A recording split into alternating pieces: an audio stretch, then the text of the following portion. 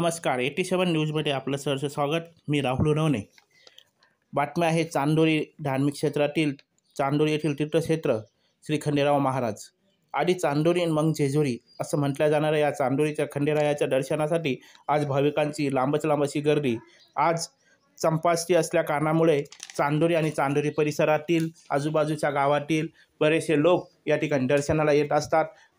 दर्शनाला येताना श्री खंडेरायांना नैवेद्य म्हणून वांग्याचं भरीत आणि बाजरीची भाकर अशा प्रकारचं नैवेद्य हे खंडेरायाला अर्पण करत असता. मोठ्या भक्तिभावाने भाविक या ठिकाणी उपस्थित झालेले मोठ्या भक्तिभावाने भाविक आपल्या दर्शन घेत आहे. त्याचप्रमाणे गोदावरी नदीची ही पाणी घेऊन जाण्याची प्रथा ही या काही शतकांपासून सुरू आहे आणि हेच खंडेराव महाराजांचं मंदिर प्राचीन काळातलं असल्यामुळे खंडेराव महाराज या ठिकाणी वास्तव्यास राहिलेले होते.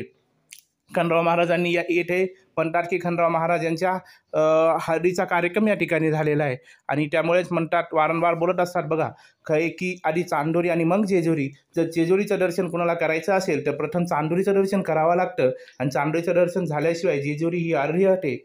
जेजुरीचं दर्शन हे अर्धवट राहतं आणि त्यामुळे चांदोरीचं दर्शन करणं गरजेचं आहे. अशा आधी चांदोरी आणि मग जेजुरी असे धार्मिक क्षेत्र नावाजलेलं असं हे चांदोरी नाशिक जिल्ह्यातील